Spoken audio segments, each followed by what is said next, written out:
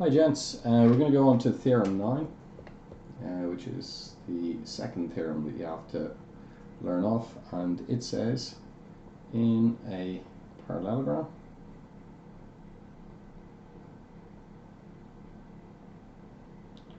opposite sides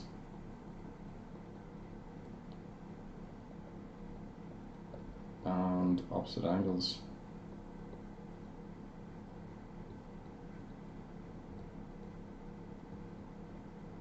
are equal.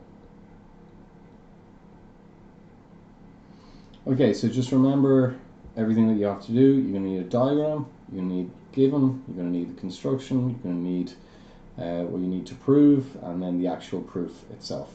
But as I said, always the diagram is the most important thing. So we'll draw in a parallelogram, and I think what's a good idea is to draw our line in there. That's what we have to kind of remember.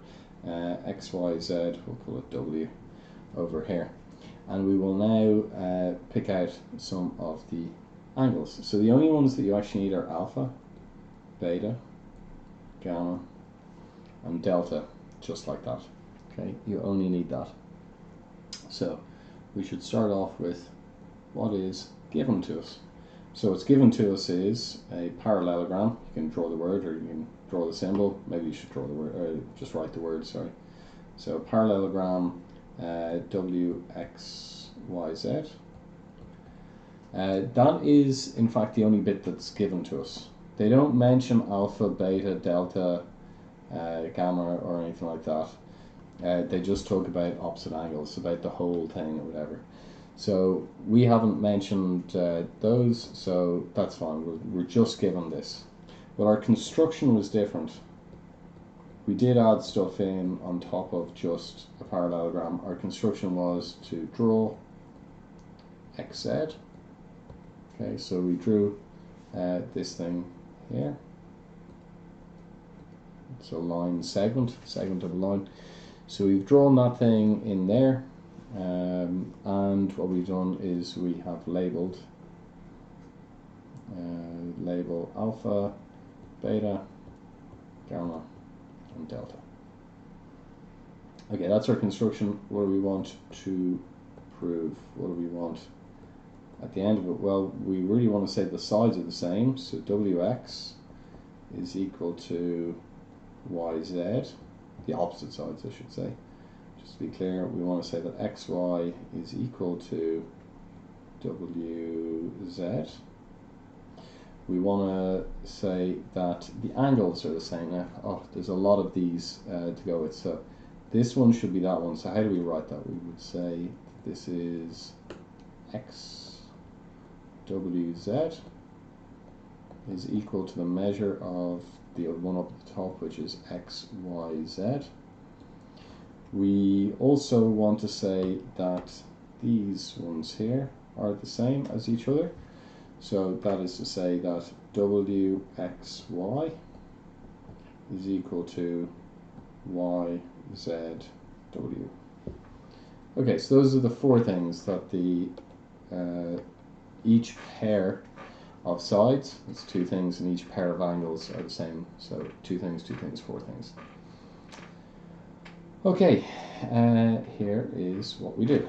Now just remember this thing is parallel to that, just by definition, because it's a parallelogram, and that's parallel to that. What can we say? So here's our proof. Our proof goes along the lines of this. We want to use similar, not similar, sorry, we want to use congruent triangles, okay? So we want to show that we have two triangles that are the exact same as each other. So we'll consider the triangle XWZ. We're just telling the examiner what we're looking at, and XYZ, two separate triangles. Well, in order to be congruent, we need three statements of fact.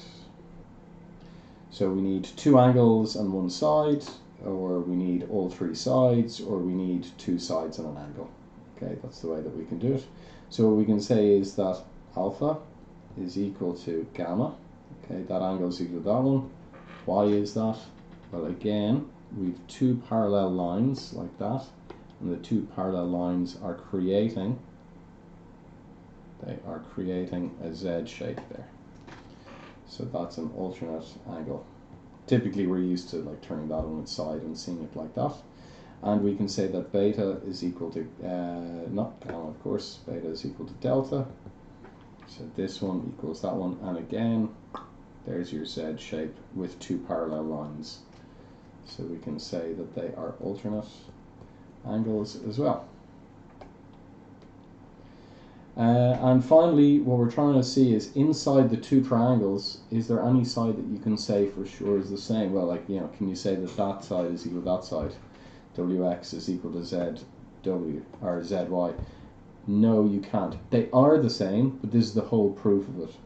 You know, we want to prove that they are the same as each other. And the one side that we can be absolutely sure that is in both of those triangles is that xz is equal to xz. Hopefully you got that before I said it. And the reason is that that's a common side. It's in both triangles. Okay.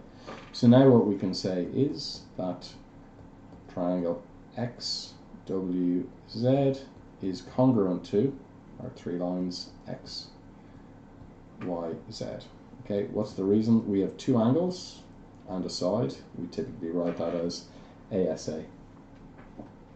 Okay, the follow on from that, if you do have two triangles that are similar, then that means that their sides are the same, and we would call them corresponding sides.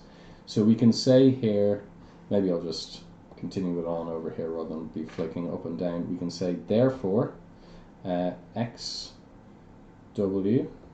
is equal to YZ, and the reason is that they are corresponding sides. We can say similarly, a beautiful word, similarly. It's meaning for the exact same reason, it must follow that XY is equal to WZ. Okay. And we can also say therefore, and we'll just pick one of the angles. So we'll say angle XWZ is equal to angle, so that's that one, XWZ. This one is XYZ, XYZ, and the reason is corresponding angles. Maybe we should say actually here corresponding sides and corresponding angles in congruent triangles. Maybe we should say that for both of them. Okay, incongruent triangles, just to be clear about it. I have run out of space anyway. And again, what we would say is similarly. Similarly. And we get the other ones there, so that's WXY is equal to WZY. That's what we wanted to do. We wanted to show that that side was the same as that side was the same as that side, this angle was the same as that angle, and that angle was the same as that angle. We've done it. Little QED is well deserved inside there. Again, just to reiterate, it is all about the diagram. If you just drew in a parallelogram like that, okay, it's not obvious that you're going to be dealing with congruent triangles. Whereas when this thing is drawn in, and you can remember to put in the angles there, when that's in, it's much more obvious, okay, we split it up into two triangles, that's going to be our plan of attack. Okay, gents, many thanks, all the best.